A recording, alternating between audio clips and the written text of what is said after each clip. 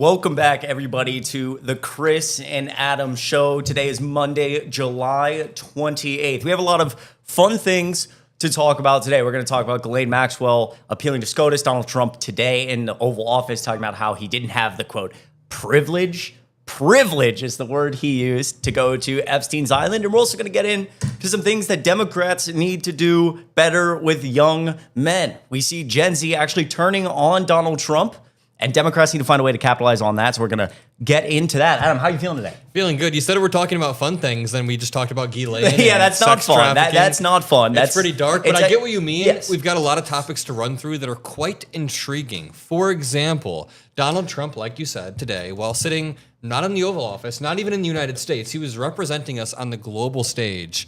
This dude says he didn't have the privilege to visit the island. We'll talk about that in 1 second, but I'm doing well. How are you doing? I'm feeling good. Monday, it's a good day. It's going to be a good day today. I hope everybody in stream, as you're joining, is having a good day. And if you're watching this afterwards, it would mean a lot if you clicked like and subscribe down below on the Adam Mockler channel. And you can find me on Chris D. Mowry on all platforms, including YouTube. Top link in the description. We have Chris Mowry. One more time, if you're catching this stream after the fact, make sure you drop a like, subscribe to the Mockler channel. We're doing this Monday, Wednesday, Friday. So put it in your calendar, Monday, Wednesday, Friday, 2 p.m. Central, 3 p.m. Eastern time. It's going to be a fun show. I use the word fun too, but now after I say that, let's talk about Trump. Yeah, fun was an interesting word to use in the beginning. Maybe I shouldn't have used it, but we live in such an insane time. Fun times. Yeah, maybe it was a little bit of sarcasm. So Donald Trump said he turned down an offer to go to Epstein's Island. What I find that's a flex. What I find most interesting about this, by the way, is that he said he didn't have the privilege of going, which is crazy. But for the longest time in MAGA circles, it's been that, Donald Trump actually was friends with Epstein, but then stopped being friends with him because of his gross actions, obviously, with young women. And then Donald Trump appeared to say, he didn't even say that. He was like, I stopped being friends with him because he stole workers. He stole workers. So it's like, okay. Donald, then is he admitting that he knew what was going on? He probably was participating in it and still is just, that's not even the reason he stopped being friends with him? Interesting. Literally one of the craziest clips I've ever seen. Trump is sitting there in Scotland, in Turnberry, and he's like, what Jeffrey Epstein did was disgusting. He stole workers from me. He stole workers from my place. And it's like, that's what's disgusting about it? Right. There's a clip of Norm Macdonald where he says, it's after Bill Cosby got caught. And he's like, I was going through the whole Bill Cosby case, and the worst part about it all is the hypocrisy. And then someone's like, not the raping? Yeah, isn't the raping worse than the hypocrisy? That's exactly. basically what Trump was doing. Trump's like, the worst part about it all is just that he screwed me over. It's like, that's not the worst part about it, even nearly. But it was a really interesting Freudian slip, I guess you could call it. He probably didn't mean to say it, but President Trump said Monday he never had, quote, the privilege of traveling to disgraced financier Jeffrey Epstein's island, emphasizing he, quote, did turn it down. So he was invited.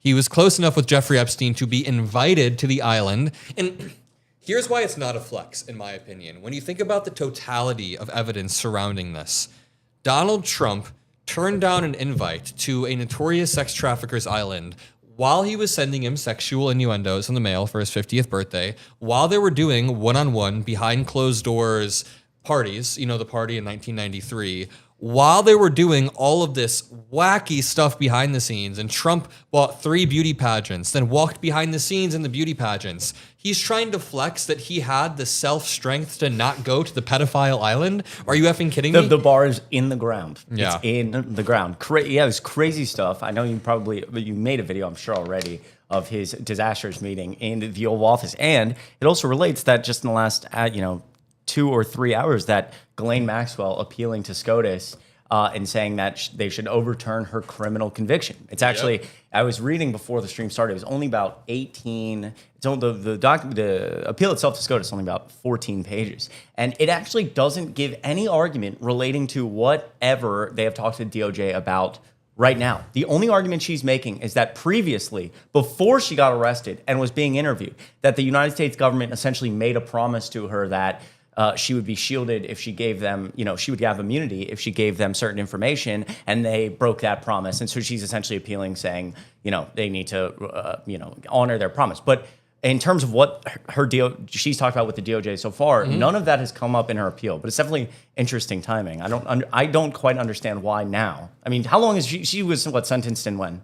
Like 2019. 2019. Or 20, Epstein was 2019. She was sentenced in maybe 2021 or 2022. Yeah, so it's been a few years. I guess it has to just be, again, the capitalization on the PR and the fact that she's talking to the DOJ. Why? We'll read the article about Glain, but you made a really good point 2 minutes ago when you were saying this completely blows Trump's argument out of the water. When Trump tries to claim he didn't know about Epstein's inclinations towards young girls. He didn't know about Epstein's degeneracy. That's blown out of the water when he says he turned down a visit to Epstein Island. And Trump is always blowing his own arguments out of the water. Remember, every single step of the way, they have been making contradictory arguments. They said that the files exist on Pam Bondi's desk. Then they don't exist. Then they do exist, but Obama's written the files. But then the files are a hoax. But then he said he actually has a list at the top of his mind of people who were at the island, and he was invited because he turned it down. Like what? These are all inherently contradictory arguments, and that's why we're making these streams to blow the arguments open, to make sure we're debunking it all. And if you're just joining, we're going to be covering a few things on the stream. We're going to open off into a strong Epstein segment. We're going to read a little bit about Glain, but we also want to make sure that we're talking about a Texas representative who, got caught in some seriously scandalous stuff. Chris is going to tell us about this story. Yeah, I actually am. I don't know that. I think I'm going to teach Adam about it a little bit. I haven't been following it. We're going to get some live reactions from Adam, but we're going to cycle this into the fact that Gen Z, some new polling came out that Gen Z's, especially men, obviously we got crushed in the 2024 election. Our demographic did not show up. Thank you to pretty much every other person in this stream who doesn't look like us who did show up. Yep. Our demographic failed you, and but I have some polling showing that we're turning, and we're going to talk about how Democrats. We're going to talk about all of that, but let's just jump in with this article first. Let's break down some of the breaking news. Before we talk about Trump's disastrous meeting earlier, I want to learn more about this. This just came out a few hours ago. Ghislaine Maxwell is urging the Supreme Court to overturn her conviction. Ghislaine Maxwell, the former girlfriend of Jeffrey Epstein and sex trafficker, there's probably a better description there. Ghislaine Maxwell, the sex trafficker, urged the Supreme Court on Monday to take up her pending appeal and overturn her sex trafficking conviction, claiming she was covered by an agreement Epstein made with federal authorities that shielded her from prosecution. So she's referring to an NPA. It's a non-prosecution agreement that she made Epstein made with Alex Acosta in 2007. This was the first Florida case. Alex Acosta made this illegal sweetheart deal with Jeffrey Epstein. And in this deal, it was a non-prosecution agreement that said nobody in Epstein's immediate circle could be prosecuted, and Epstein himself could not be prosecuted. So Ghislaine is making the argument that, hey, you guys broke this non-prosecution agreement. And the reason you said something about her doing it at this exact time. Yeah, I want to, why? I don't understand. My best guess is a few reasons. First of all, she's capitalizing off of all the headlines that are talking about Epstein and all of this. But number two, right now, unfortunately, this isn't a good thing, but right now, Glain has a stronger argument than ever to have some sort of appeal because of the way the president of the United States, the DOJ, and the FBI have been talking about it. When they come out and they make all of these contradictory arguments, they're bolstering the argument of someone like Ghislaine Maxwell, who's then gonna, and I'm not saying this is a good thing, but like her lawyers will then look at this and they'll take it and say, listen, when the president is making arguments, contradicting himself, saying there is no list, there were no clients, why is she in jail for sex trafficking for 20 years when there were no clients? That's what the argument she's gonna make is. Right, well, I wonder also, now that you bring it up, I just thought of this, if maybe, because Donald Trump's obviously the way he's talking about, we've talked a lot about the potential pardon of Ghislaine Maxwell and how they're going to use that to say, we didn't know, Epstein didn't know Trump, I didn't know Trump. She's basically going to lie her way to a pardon. But maybe this is, she's appealing to SCOTUS. Maybe Donald Trump's going to put a ton of pressure and his people are going to put a bunch of pressure on the justices to make the right decision. If the justices still have the courage, Ghislaine Maxwell can be saved. But that would also shield him from or it would make a much easier PR claim for him to say, well, I didn't, pardon her. I didn't get her out of jail. I didn't give her anything. The Supreme Court did. Yep. When I guess technically, now that I'm thinking about it, Donald Trump could run this insane campaign and all the MAGA people could, start, just with how they've done it always in history with these violent, showing up to justices' houses, saying you need to do, what's right for this country, overturn her conviction. And on that, basically, Glain will see it as Donald Trump giving her a favor. Glain will come out and say that Jeffrey Epstein and I never knew Trump, and boom. They can put political pressure on the Supreme Court to basically take the cover. And you know Trump would do that. That's interesting. I literally hadn't thought of that until we were just talking about it on stream. So that's a good read. We'll have to see. But again, I do find it interesting because I assumed when I looked at the appeal that it was going to be something relating to like some DOJ breaking stuff now, but it's not. It has nothing to do with that. Yeah. Elon Musk made a tweet earlier today that kind of follows this line of thinking. Elon Musk tweeted out the bullseye emoji. And this was in response to another tweet that I'm going to show you. It's somebody saying, here's how it's about to go down. Number one, Glain names a bunch of Democrats, maybe tosses in a few billionaires. Number two, she says Trump did nothing wrong. She exonerates him. She has every incentive to. Number three, MAGA praises her for, quote, taking down pedophiles, and you see the Fell for It Again award. And then number four, Trump pardons her, or the Supreme Court appeals her conviction for, quote, telling the truth. They already gave her limited immunity, which means she can tell anything for a day. Right. She can incriminate herself, people around her, as long as she's telling the truth. And Elon Musk responded to this with the bullseye emoji. This is someone who worked in the administration. First of all, I have not seen that. Second of all, you should pull up the meme. It's like, when the worst person you've ever made. Yeah. When the worst person makes a valid point, because that's on the money. That's absolutely on the money. That's pretty much exactly at least what it's looking like is going to happen. Yeah, heartbreaking. The worst person just made a great point. Yeah. That's what I feel like about Musk in that tweet. But yeah, again, we'll see. Is he still doing anything with his political party? Have we heard anything more about that? I'm sure he's doing something or trying to put pieces into place, but I'm not sure Musk has the steady hand needed to carry out a long-term political project. It's pretty hard to carry out a political project when you're messed up on ketamine all day long. So, but that's very, very, very interesting. Hell yeah! Well, we just hit 2,000 watching, which is a huge honor. We're hitting new records with this show every single week. So make sure you're subscribed to the Mockler channel and the Chris Mowry channel. Drop a like, some blue hearts, and let's continue reading these stories. We really appreciate everybody who's here. And it would mean a lot, too, if you shared the stream, put some blue hearts in the comments, because it goes a long way to push it out. Maybe share it to a MAGA grandma. Say, look at these two young kids dominating MAGA.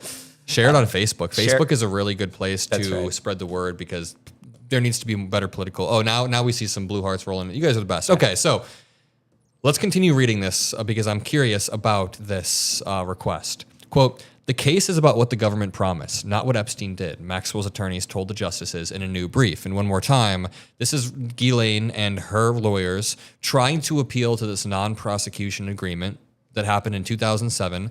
Glain wasn't really a part of this trial. It was mainly Epstein's trial, but she's arguing, hey, I was an accomplice of Epstein, so therefore I should get off. Maxwell was sentenced to 20 years in federal prison in 2022 for carrying out a years-long scheme with Epstein to groom and sexually abuse underage girls. She recently met with Deputy Attorney General Todd Blanche for questioning amid a political firestorm. And that's also another huge problem.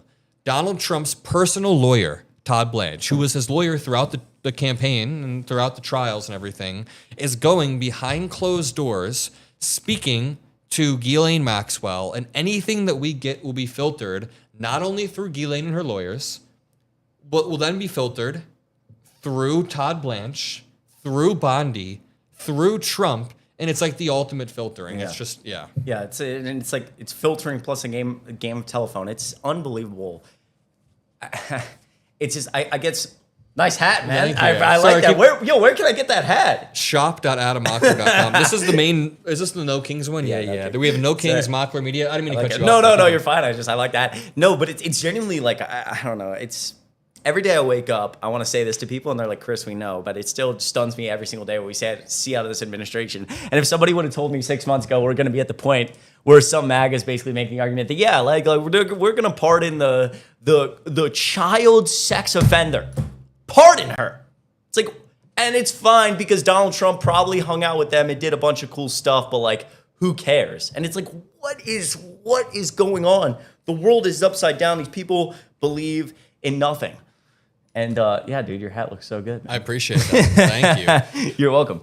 Let's continue reading this. Okay, let's get through this article. This is about, for people just joining, we're going to run through a few things. Epstein accomplice Ghislaine Maxwell urges Supreme Court to overturn her conviction, and then Trump also said he turned down a visit to Epstein Island. I just want to run through this really quickly. So Maxwell was sentenced to 20 years. Todd Blanche has a behind closed door meeting. Those talks were not mentioned in the latest Supreme Court filing, so we don't know really what happened.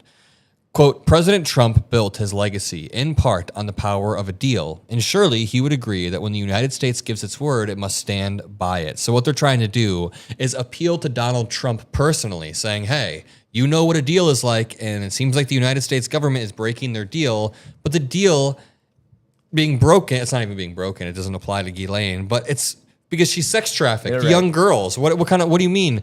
Knowing Donald Trump, though, it would call people slaves. Are we good? Oh, we're back. We just got it back. All right, No, you're good. Are we back? there we go. Epstein and Glain are trying to take down the stream, everybody. Yeah, that's right. We're being taken down by the deep state. The deep state's censoring us. The Trump administration doesn't want us on YouTube, and They don't want us talking about Glain. Who's the CEO of Google? Why he's at Trump's inauguration, taking big money, and all of a sudden the Chris and Adam show goes down. I don't find that a coincidence, and we're going to be looking into it. To continue, in her appeal to the Supreme Court filed in April, Maxwell argues she should have been covered by a non-prosecution agreement Epstein secured as a part of his agreement, the plea deal. Hell yeah, everybody's back. Everybody's back. It froze, but now it's working.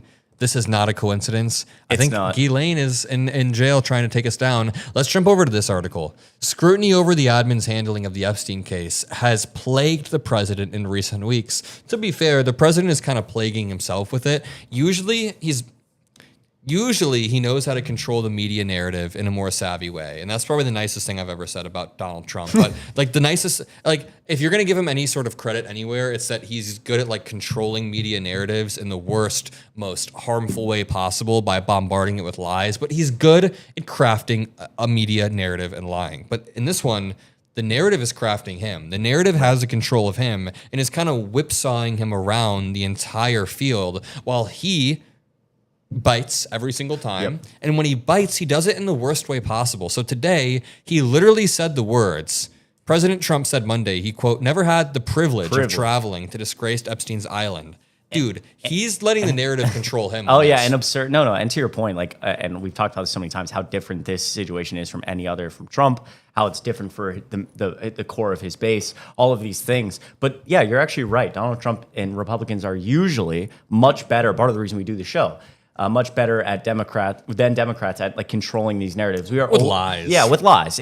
Well, part of it is because we literally. I often make the argument that we are always fighting with our hands tied behind our back because like they lie so egregiously and outrageously about everything for power, and it's just something that like people like you and I, Democrats in general, are just not willing to do. It's just the truth, and they're usually good at controlling the narrative and having Democrats on their back foot because they just bombard the media with all these lies on any given issue. But this issue is different.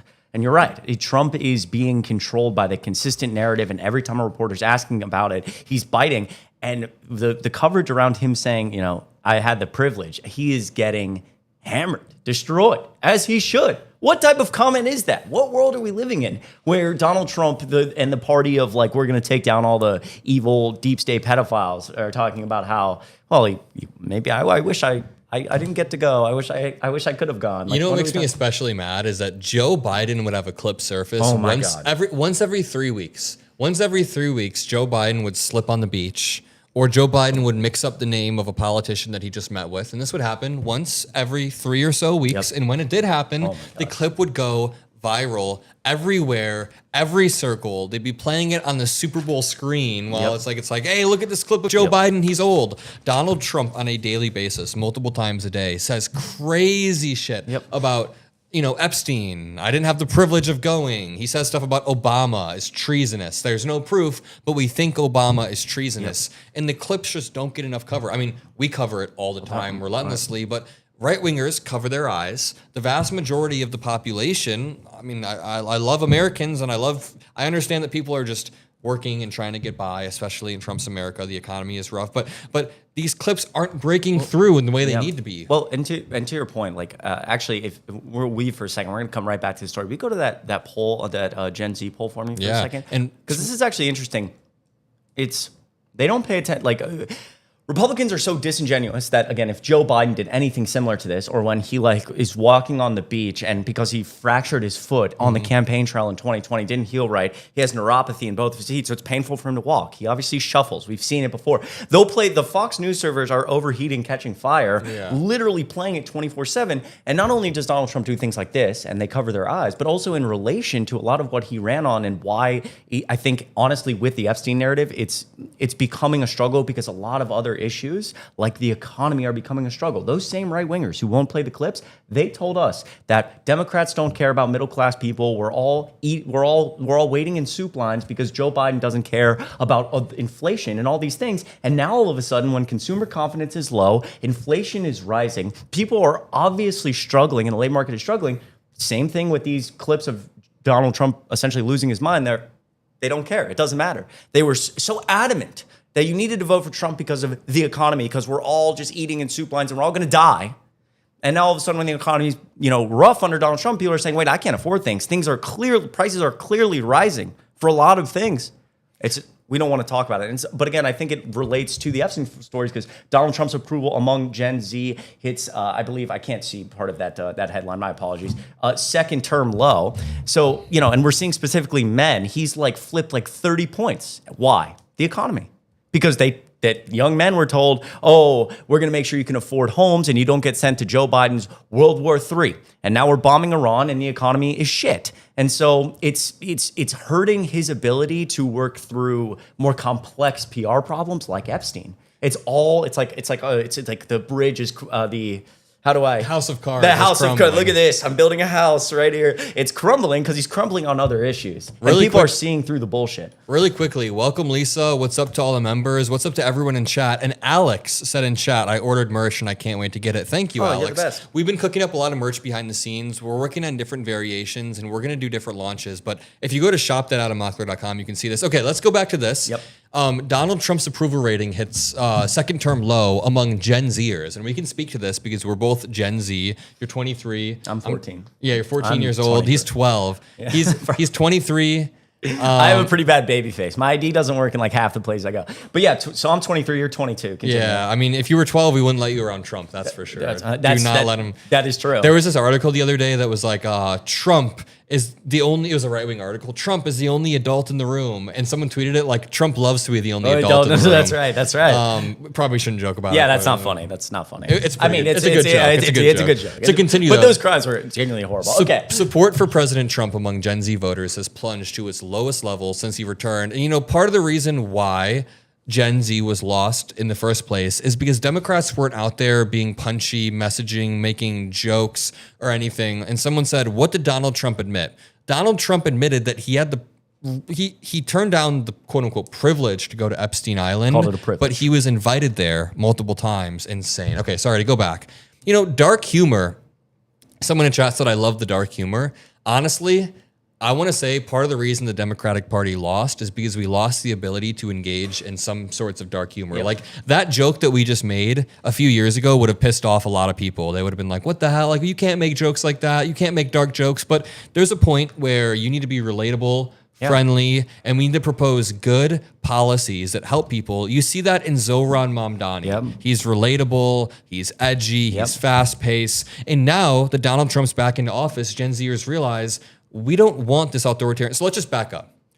During the election cycle, a lot of Gen Zers were voting for the first time. Yep. It's their first ever time voting. Did you vote in 2020? I voted in 2020 because I had just turned 18 right before. I voted for Joe Biden, baby. I even worked the polls. Wait, are you serious? I worked the polls in 2020. It was a long day. That's awesome. Thanks for doing that, actually. Oh, yeah, I appreciate that. It was. They make it a really long day, so we had to get there at 3 a.m.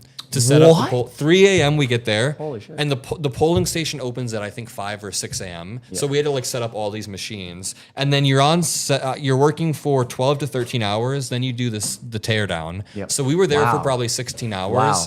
And that's my ass. A lot of people are going to be 16-hour work days are normal, get used to it. But for me, right when I turned 18, and I was still in high school. I had never done a 16-hour whole shift like pretty- that. So that shit was insane. I mean, that's a long shift. There was, 16 hours. you know, right at the that's insane. Yeah. It was long. Right at the beginning of it, there was this lady who came in. It was really cold out. It was November. It was really cold out. She came in and she had this Trump scarf. It was a MAGA scarf. I thought you're not allowed to do that. One of the rules Yeah. is that you're not allowed to have merch at the station because it's like campaigning. It's essentially like you're campaigning, and you can't campaign while people are voting, right? So she comes in, and the main clerk, the main person who's running it is like, ma'am, you have to take that off. She threw a fit. She's like, what? You want me to get a cold? You want me to get a cold out here? And it's like, first of all, that's not how colds work. You don't get a cold from not having a scarf. Number one. But number two, you just can't have a MAGA scarf on. What the hell? Right. So, that's funny. Did you like, well, thanks for working, but did you stuff like ballots or anything? Did you get in on we brought in multiple suitcases of ballots. We helped Biden. Was that like at the beginning or the end of the end of it? No, obviously we didn't do that. The way it works is you have to have a Republican with you all the time. So like when you're working, they actually make it very fraud proof. Yeah. So wherever you're working, and if people have worked the polls, I'm sure it works like this in every state, but you have to have a person with you that is the opposite party. Right. So I was the Democrat, and I had a girl with me who was, I think, the same age as me, 18 or 19. She was the Republican. Wow. And we were always working as checks on each other. That's interesting. I didn't know that. Maybe we could talk a little bit about that on the. It's an interesting experience. On the members only, too, because I have not heard. I didn't know you did that. Yeah, you know what? We will talk about that in the members only after this. But let's talk a little bit about this approval rating. Quickly, if you see here, CBS poll conducted July 16th, 18th, found that voters aged 18 to 29 now approve of Trump's performance at 28%, while 72% disapprove.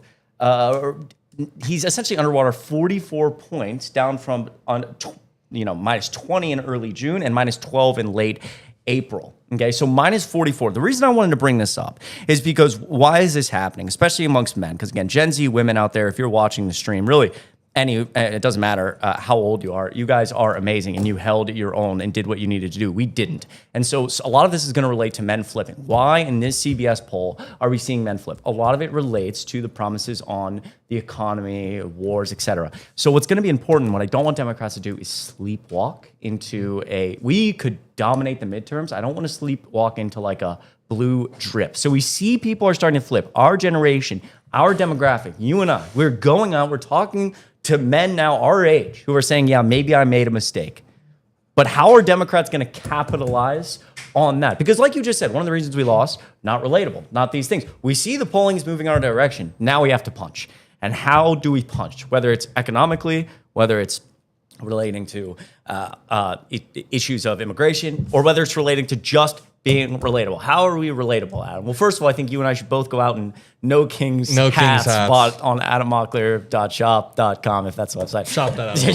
Close. Sorry, continue. How can Democrats? That's what I wanted to ask you. Well, there's a distinction that we should draw here, which you're touching on, is that just because Trump is unpopular doesn't mean Democrats are popular. It doesn't mean we're automatically going to be popular. We're the least popular we've ever been. It's pretty bad. 19%. This isn't a right-wing talking point. When we say that Democrats aren't popular, this is not some like Fox News talking point. It's just the facts. Democrats at this moment in time don't have a popular, captivating message. We could have one. We're close to having one. I believe that the core of the party does have, that's why I want to push forward, because I think we have a lot of potential. Right. But right now, the party is obviously not as captivating. How do we become more relatable? There's a few things that we could do. Number one, entering spaces that we haven't entered before. This is the most obvious one. When Pete Buttigieg goes into these podcasts like Flagrant with Andrew Schultz, that's perfect. We need Pete Buttigieg on Joe Rogan twice before the midterms. And he needs to go on there, just be himself, be relatable. We also need more, I don't even want to say populist messaging, but we need more messaging like Zoran. There's another. It's got a populist edge to it. Zoran has a populist edge. We need to reclaim the fact that we are for the working class. Populism has a lot of bad connotations, but I think there's a way we can do that where it's like, listen, we are not a part of the establishment. We want to come from the outside and fight and work for you all. The Republicans are the ones who are working for the billionaires. So we need to come back with that relatable messaging, reclaim the fact that we're working. You know who's really good at it? Tallarico. James Tallarico's messaging style of saying, you can be a Christian, but don't be a theocrat. You can be someone who owns a small business, but you don't have to be a hoarder of wealth. Yep. You can be somebody who participates in the capitalist system in America, but you don't have to be a cutthroat person like Donald Trump who's going to bully others. We can have Christians who work within capitalist systems, who are good people, and we can reclaim this fighting for the working class. Right. It's solid. So I got it. So put people like, these fighters on, be relatable, put them on podcasts, and reclaim being part of the working class. And my last question will be, how do you feel about we've seen a lot of Democrats run on a messaging basis of getting corporate PAC money out of politics, saying I'm running and I'm not taking any corporate PAC money. All my donations are grassroots. How do you feel about that?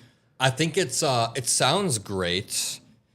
I think that we should do whatever gives us the best chance of winning the election, and that means being pragmatic. So here's the thing. In an ideal reality, yes, we would remove corporate funding only around grassroots, but that might give an uneven playing field. So if there were a law that made both parties only rely on grassroots funding and not take, like the Citizens United ruling, if that were taken back and both sides were able to play on the level playing field, then sure. But if you're asking me if we should let Republicans take donor money and Democrats shouldn't, that would lose our edge and we'd lose another election. But do you think it's important for Democrats to be running on? Changing the way the system works. Yes, that's a really good. I think tying in both of your things about working class, relating to the working class, running on economic issues, being relatable. Hey, we can have a big tent here. Let's be relatable, and then I think the working class issues really, in my mind, going to fall into like running on a strong message of like we are taking corporate money out of politics. We're sucking money out of Washington. And we've seen this in the Zoran campaign. We've seen this in so many other campaigns where like people see that. John Ossoff has a really viral clip right now where he's talking to city, he's like, I understand the reason Trump won. He's like, I understand why people voted for him. Because we've had one of the most corrupt political systems in the Western world for 3 decades. Why? It's rigged. Citizens United was the worst. He said Citizens United was like the worst ruling in modern American history, and everybody sees Washington as a bunch of sellouts. And so I think Democrats can achieve the thing you're talking about, which is the working class, like reclaiming being part of the working class, being authentic, and how we're going to really differentiate ourselves from the Republican Party in 26 and 28 is going to relate to how Washington operates with people. Nobody has faith in Washington. It's part of why Trump won. Got to run, in my opinion, on hey, and maybe you're right. Maybe it doesn't relate to whatever they're doing in that campaign. Hey, I've got to take some amount of PAC money, corporate PAC money, whatever, right now because this Republican over here has a war chest of all these giant billionaires. We can't have our hands tied right. We can't have our. backs. You got to fight. But running on an idea of like when we get in, voting for people who actually care and changing the rules. So I don't know. Interesting conversation there. I think there are a few different things Democrats could run on that would really. So you first look of all, so good in the hat. Thank man. you. Okay, I'll wear it now. You can wear it. Do you have lice? No, I don't. And don't act like you're not wearing my pants already. Bro. No, that's not actually happening. But he's not. But the thing is, we already talked about the working class thing, right? The working class part's good, but I think we need to do a few things. A forward-looking vision on AI. Do I look younger or older in this hat? I feel like I look like a little-ass kid at a baseball game. You look older, actually. Wait, no. With your haircut, you look a bit younger. Okay. I feel like... Sorry, I interrupted. You know who Chris looks like today is Good Will Hunting. Matt Damon from Good Will Hunting. That's too kind. Someone in chat's very serious. No wearing other people's pants. Like they're reprimanding us. But you can do whatever you want. This dude always looks like Matt Damon in Good Will Hunting to me. Such a lie. There's a scene at the bar where you've seen the movie, right? It's great. I haven't seen. I don't know. I have definitely seen it, but it's been so long. I know everyone's gonna get mad at me for this, but I don't really know. Right. I don't know if you had to. What's the movie about again? It's a math genius kid who's Matt Damon. They wrote this when they were 22. Either way, that's like to the side. So, what we need to run on are a few things. Sorry for the sidetrack. Number one, reclaiming the working class. We already touched on that and being relatable. But I also think how AI can be cultivated to help people because whichever party gets the AI messaging first wins. And either Democrats begin to, claim the messaging and say, listen, AI can be used to help working class people to lower the cost of healthcare, or if Republicans get to the messaging first, they're going to act like they're using it as a tool to help people when they're actually using it as a tool to increase profit maximization for the richest of the rich. Right. Somebody said Robin Williams was good in that movie as the damaged shrink. Robin Williams is phenomenal in that movie. Awesome. Robin Williams is so damn good. But no, you're 100% right, and that's going to be like the third key right there is that like generally, and I don't want to use the term like abundance because I know people I like the have- abundance mindset. I do too in general, but it relates to the AI point where quickly, and we'll wrap back here. Gen Z's flipping, Gen Z men are flipping, Americans are realizing how terrible this is, and Democrats I'm often talking to are excited. We're about to dominate the midterms. Well, hold on. We've got to be able to actually punch. Yes, they're bad, but that can't be our entire messaging. And Yeah. I've created a 4-step plan. So Democrats, if you're listening, and elected Democrats, and you want to give me a bunch of money to consult for you, Adam and I just came up with a 4-step plan. No, but actually, like in this conversation, I've Yeah. actually enjoyed this because number one, got to be relatable. You got to be more relatable, more authentic. Get people to judge out there, people out there to just talk. And they're doing the cycles. We're getting good they at are, this. Right, exactly. Be relatable, and that relates to number two. Number two being, I'd say, authentic.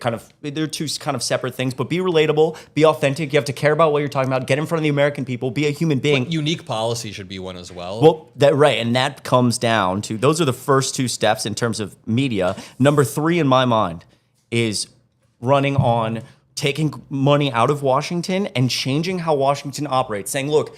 You know how Donald Trump won the election? Because everybody saw him as an outsider and everybody hates people in Washington. Oh, they're all terrible, scummy. They all just take tons of money. Run people who say, no more corporate PAC money in politics. You've been screwed over because people in Washington are getting rich and someone actually needs to work for you and the working class. Because while Republicans are taking billions of dollars from these billionaire donors, no, we're going to change the rules. No more corporate PAC money. That's going to bring, frankly, it's going to help Democrats win, but it's also going to bring much needed trust back to Washington. Right now, none of our institutions work as they should because nobody trusts them, right? Nobody trusts the government. And part of that is Donald Trump's fault, but part of it is just the failures of the American government over 30 years. So number three, run on changing Washington. And number four, this is where you come in, which is objectively the most important one, running on unique, important policy, Yeah. AI, abundance, working class. We are going to give. We are going to invest in the American people. Joe Biden passed more fiscal legislation than any president in the last 7 decades. Run on giving investments to the American people. Use AI to say, hey, we're going to use AI to revolutionize your life. Be economic leaders. So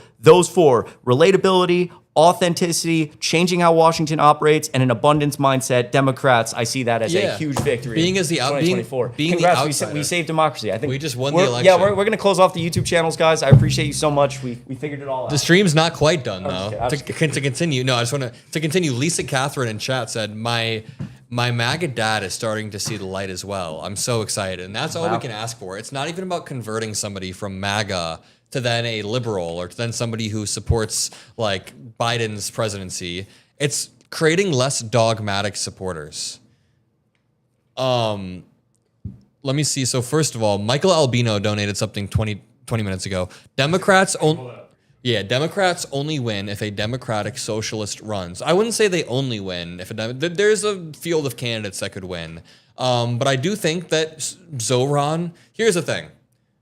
Zoran winning the mayoral primary in New York is a really good sign for Democratic Socialists, but that's not something that we should then run a national campaign on. It's just a small indicative sign. And then we have Michael Albino. Democrats only win. Oh, sorry, that's the one I just read. Then we have Michael Albino again. Chris and Adam and all of chat. Read The Coming Wave ASAP. The Coming Wave, is that a book? The Coming Wave, is that a book or something? Or if you're saying The Coming Wave of like Democratic Socialists, I think that we have to prove that. Oh wait, no, The Coming Wave is a book. Technology. Oh, this is I think relates to AI. Oh shit. It's actually, this is interesting. Technology, power, and the 21st century's greatest dilemma. The Coming Wave. Fascinating. Someone in chat said, please don't do the abundance policy. But here's the thing. The abundance policy, it's not just about absorbing everything, as Recline says, as fact. It's about creating more supply. So what about the abundance policy? What about building more housing is a bad idea? Everyone should be okay with building more housing. An urgent warning of the unprecedented risks that AI and other fast developing technologies pose to global order and how we might contain them, etc. Yeah, I'll check out that book. Thanks for mentioning Yeah, it. it seems like a Really great appreciate book. it. Yeah. And again, like the abundance mindset, like, sure, I don't know, like there's just a lot of like connotation around that term and there's a book written on it, but just generally, it doesn't like have Building to, more housing just is generally, good. I labeled this as just generally Democrats need to run on like, hey, I think people see this as like, oh, if we want to tackle climate change, we have to give up stuff. If we want to tackle the fiscal irresponsibility of Washington, American people are going to have to give up stuff. If we want to tackle all these different issues that Democrats, because we care about people, if we want to tackle issues of wealth inequality, some people are going to have to give up stuff. People are going to have to pay higher taxes. The point of the abundance is we need to actually run, that's not necessarily true. We need to run campaigns based on, hey, climate change is not something to be solved and, oh shit, like damn, like we're gonna have to give up stuff. Climate change is something that we can be world leaders in, revolutionize, and create an entire new economic sectors where a bunch of us, you in the chat potentially, are working in a new field. And we're, powerhouses globally of this new climate change economic agenda. That's exciting. Not something to say, oh, we have to give up stuff. You want to solve the national deficit? And, oh, how do we solve fiscal irresponsibility? It doesn't have to be like, oh, we all have to pay higher taxes. We're screwed because the last decision is 20 years. We have tools like AI and different revolutionary technology that can start exploding the GDP if we invest in the American public. And actually, solving the deficit might be an exciting thing because we might be able to get through this period and actually all be better off and wealthier because of it. It's almost running on an agenda of we can give. We don't have to sacrifice to be good. That's really well said, especially with the abundance stuff. And it's just an abundance of, and like economics, I read most of the book. I think the main thesis was abundance? Abundance. You read it? We have the book downstairs. I haven't read it. I think it's about creating more supply side opportunities. So when you create more housing, you create more jobs, you create more, an abundance of everything. Yep. And we can live in an abundant society. I want a little gauge on chat. Can you say in chat, either excited or worried? Are you excited about AI and the future of AI, or are you worried about AI and the future of AI? Yeah, we can also do a poll. I just want to hear a little temperature check, and then we can talk about. So there's a poll incoming, but I'm sure people are going to say worried. Ooh, both. I think is fair. Wow, a lot of worried. I have seen only worried in both. One excited. You still say yeah. Mostly worried. Let's clarify about AI. Well, also, clarify about AI. Also, like, this is why Democrats can run on this issue, because you can start to solve some of that worry.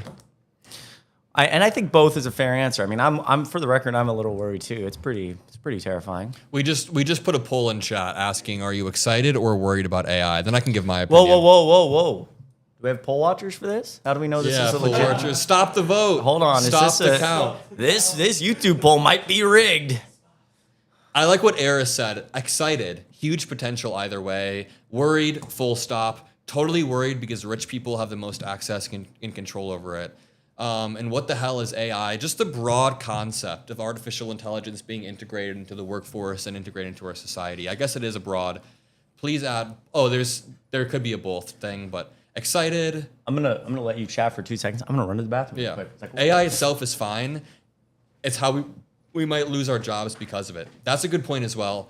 Here are my thoughts on AI. And someone in chat said it depends on how it's regulated. Some of it does depend on the party that gets there first. I just said this, but if Republicans get to AI first, they can use it to redistribute wealth to the richest of the rich. They can use it to hurt workers' rights. They can use AI to accelerate climate change. Not the fixing of climate change, but to hurt the climate. Or there is a reason to be excited for AI. I'm going to give you guys the Steelman argument for why AI could work. And Steelman is like, you know what a straw man argument is? It's when you're giving the weakest possible argument of the other side. The Steelman is what's the strongest? What's the strongest argument for AI? Then we'll go to the weakest argument for AI. So I'd say the strongest argument for how Democrats could use it would be using it, leveraging it to create a more productive society and help people live with a safety net that is minimum. So for example, the cost of healthcare, the cost of drugs could be capped way lower if we have AI aiding and helping in the production. Now the question then becomes, where do all these jobs go? But that's when you could do sort of a universal basic income. UBI would be everybody gets a basic income every month to support themselves.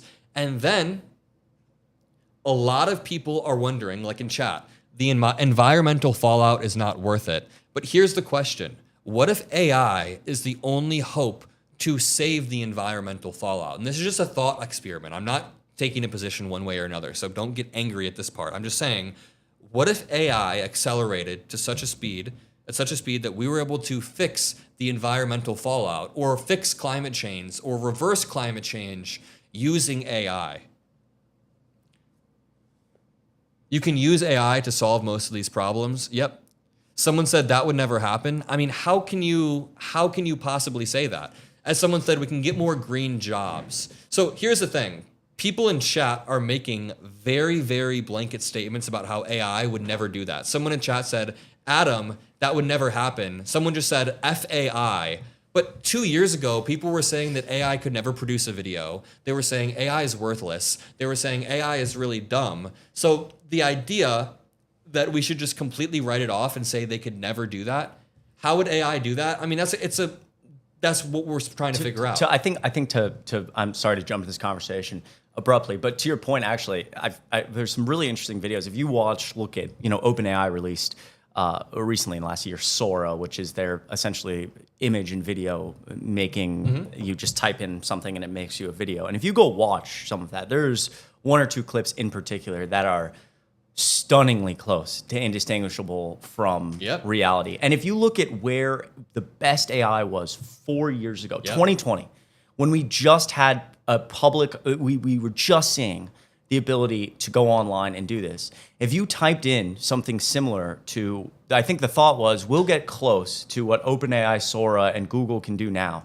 We'll get close to that in 2 decades. Based on 4 years ago, it couldn't even produce, there was no AI that was capable of producing like video that even looked like, it didn't even make sense. Like there's a famous video, oddly enough, of Drake eating spaghetti. It's like one of the first AI videos on the internet. And it was like really, it's like really glitchy. He doesn't even have like arms. He's like, and it's like, the thought was like, okay, this is our first attempt at this. It'll be 20 more years. And it's been 4 years, and all of a sudden we're like at the point where we're talking about making full movies with AI, and it's like, okay, maybe we didn't quite understand how rapidly this was going to develop. Yeah. So I think I agree. I don't know what you're talking about in what's chat saying AI? We're debating. So a lot of people are really worried about AI's impact on the environment, which is absolutely valid. AI, as it stands, is terrible for the environment. And climate change is something we talk about a lot. But my counterpoint was AI is developing so rapidly, it could actually solve climate change. 100%. And then someone in chat said, that's impossible. How would AI ever do that? But the thing is, 4 years ago, you could have said that same thing about making videos. It's impossible for AI to ever make a full-on 2-minute video of a human, but now they do that. So the thing is, it depends on who gains control of AI. And that's what we keep going back to. It depends on who regulates it and whose hands it in. So like really quickly, if Republicans take control of AI in 2020, so if Republicans win the next 2 elections and we don't mobilize and we don't do everything right, they could regulate AI in such a way that does hurt the environment, that helps billionaires. But there is a way. Now, it's more risky than likely. Now, there's a lot of ways it could go wrong. I'd say it's more likely to go wrong than to go right. But there is a way to channel AI into a way where we regulate it, it helps humans, and it doesn't. But we need to be having these conversations. So, like, AI could root out government corruption. You want to talk about fraud and abuse, waste, fraud, and abuse. AI could actually root out waste, fraud, and abuse in a non-invasive way. So some people in chat were saying like that could never happen. Or someone said earlier, we shouldn't even be talking about AI. It's too scary. But that's a really short-sighted. That's almost why we should. It's avoidance. If you say that we shouldn't be talking about this, that leaves the vacuum for Republicans. And we talked earlier about how good Republicans are at dominating the narrative. Yeah, exactly. Do you have your, I just sent you 2 links. I don't know if you can open them. Or go to, what's on YouTube? It's fine. Go to YouTube. I just want to like cue people into this just quickly. Look up Drake eating. Literally look up Drake eating. It's Will Smith. It's Will Smith. I said Drake, but whatever. It's fun. So I just want chat to like look at this. Click on this video. Click on this video. So look. So I know this is like really strange. And this was the first ever AI video. Uncomfortable to look at. Well, what's the date on this? This was 2 years ago. Okay, 2 years ago. Okay, this is 2 years ago, and at this point, the thought is, okay, this is the best we're at. Like the brightest experts were saying, who had worked their entire career toward this point, were saying we're 20 years away. Now I want you to look up. Go to the YouTube title. Look up OpenAI Sora. Is that Will Smith video real or fake? Yeah, it's real. Now click on that. Now this is the new. Yeah. Now just let it play for just 1 second. You don't even have to skip forward. Just let it be. Well, actually, here, give it. Yeah. So this is like some of the video it created, but there's like, click on that one. Click on that one. This is insane. Zoom in on that, and you can like let it play for a second. But some of these videos are look at that. That's that wild. is stunning. That is unbelievable. And now we're seeing like I listened to a really good podcast. I think done by the New York Times, where it said this guy who'd worked, he was one of like what's considered the founders of AI. He's worked 50 years on this, and now all he's doing is warning about how it has to be regulated and how dangerous it is. And he's like, I did this sudden reversal of everything I've worked for because I didn't realize how fast, how exponential the growth would be. And so to the point of people in the comments, I think it may be easy to say now that we can't use AI to solve climate change, but I absolutely think we could. And the fear is why we should get on it now. Yep, that's exactly why we need to be, like, if we have thought leaders who are controlling the way, you know, it'd be interesting. Maybe I should read a bunch of books and go back to like college and study AI so that when this becomes the hot topic, we can at least be leading the way. That's right. Because sometimes I feel like I'm not behind on it. I know a good amount about AI. I've tried to integrate it into the workflow, but I feel like I'm not up to speed on the debates. We should be doing AI debates and going on TV and like debating why AI should be used in this way. Then we're actually able to use it for good, rather than, let's say, JD Vance and Charlie Kirk. I'm sure Charlie Kirk already has some plans about how he wants the Republican Party. We got to beat Charlie Kirk to it. That's the thing. No, you're right. And we also sit up here and say, oh, Democrats need to do. We are the Democrats. We can start doing it. Let's run it. The platform. That's right. We're gonna do in like 5 or 10 minutes. We're gonna go do our members only show. But let's do a recap of what we talked about, especially this. This is the story of the day, everybody. People keep asking in chat, hey, what did Trump say today? Well, Trump said he turned down a visit to Epstein Island. Let's go over this one more time. And remember, right after this, what we're gonna talk about in our members only show. We were going to talk about... We're going to talk about you working in 2020 on the polls. Oh, on the elections. And then we're going to talk about probably more about how we got into politics. Yeah, how we got into politics. And we're also going to talk about the dude who in Texas was fundamental to passing an abortion ban, who's paying for an 18-year-old's abortion while he's cheating on his wife. Well, let's talk about that really quickly. No, it's okay. We can Texas GOP Representative Giovanni Capriglione, we'll talk about it after, admits affair, denies abortion allegations. Yeah, so this Texas state rep who brought he was key. He was the author of the bill that got abortion completely and totally banned in Texas. Turns out that he's been having an affair with a woman, cheating on his wife for 17 years. And she comes out and says they met when she was 18 in 2005. And obviously, look, I don't think in 2005 this guy was 18. And so he met her and he would meet up with her at hotel rooms and different stuff. And he paid for her to get multiple abortions. So he announces that he is no longer running for re-election. No, what a surprise! Republicans being complete hypocrites. Damn. Yeah. Jesus Christ. Insane. 3 days after State Rep Capriglione announced he was dropping his re-election bid, the conservative news site Current Revolt published an interview with the former exotic dancer. Okay, so it's a conservative news site who alleges she had a 17-year affair. 17-year affair. So like he raised this former exotic dancer. This is absolutely absurd. Paid for her to have multiple abortions, but it relates to not only what we've seen with this. They run cover for people like Matt Gaetz, who he was sleeping potentially with underage children. A lot of 17-year-olds. A lot of evidence there. These people who praise the Bible and say that the LGBTQ plus community is doing this. The whole protect the kids crowd or the we need to take rights away from women crowd often does this, and it relates back to the story of what we saw today in the White House. Donald Trump, who essentially has been best friends with Epstein, saying he turned down the visit to Epstein's island. He didn't have the, quote, privilege to go. What about the superintendent who was caught with porn when he was giving a that guy tried to mandate all Oklahoma public schools have the 10 Commandments in their classrooms, got shut down by the Supreme Court in Oklahoma, and that they play a video. He wanted all Oklahoma public schools to play a video of him before class every day of him praying to Trump. What? I'm not lying. And he tried to use state funds to order Trump Bibles, and they were like, we can't do that because it's obviously directly.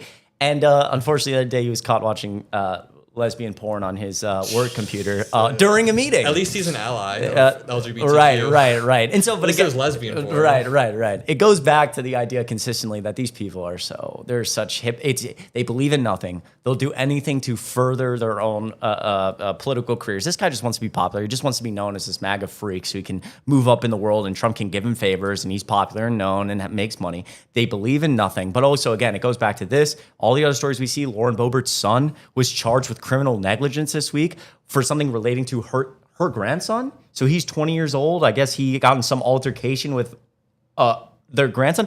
All these people who claim to care about children and all these things are doing stuff like watching porn on their work computers while they tell you that you don't love God enough. Where's lesbian porn in the Bible? Yeah, what I don't remember what quote it is. It's Adam and Eve, not even Eve. I don't. That's they always right. Say they're homophobic. That's right. It goes back regardless. Someone in chat said, what's wrong with watching porn? It's not that he was watching porn. It's that he was doing it during a meeting in front of everyone after trying to ban porn. Like this is just the irony and hypocrisy. The irony and hypocrisy. And it goes back to, again, the main story of people asking in chat, what did Trump do today? He said that he didn't have the privilege to go to Epstein's island. And he said that he stopped being friends with Epstein, not because of what he was doing with underage women, but because he stole workers from him. So. Something that people don't bring up enough, too, is Matt Gaetz being covered up. His crime is being covered up by Mike Johnson and all the Republicans. Even if we go back the past 365 days, we have them electing an actual somebody who was civilly found liable of sexual assault. They covered up for Matt Gaetz. They covered up for Epstein. They have these superintendents. They have people doing weird ass stuff. Didn't Lauren Boebert's son just get found accused of child abuse himself? Yeah, he got charged with criminal negligence, and we don't know why. Protect the children, I guess. That's It's like, what what is Republicans going say. on? We're going to hop on the members only show. I really love all of you. I appreciate every single one of you. Tell them where they can find everybody. Yeah, they can find me on Chris D. Mowry, all platforms on YouTube. I'm actually live on YouTube right now, and I see the people in my chat. I love you. If you guys will go subscribe there, it would mean the absolute world. It goes such a long way. You guys are so kind, and you can find Adam, obviously, Adam on everything. Adam on all platforms. Mwah. Mwah.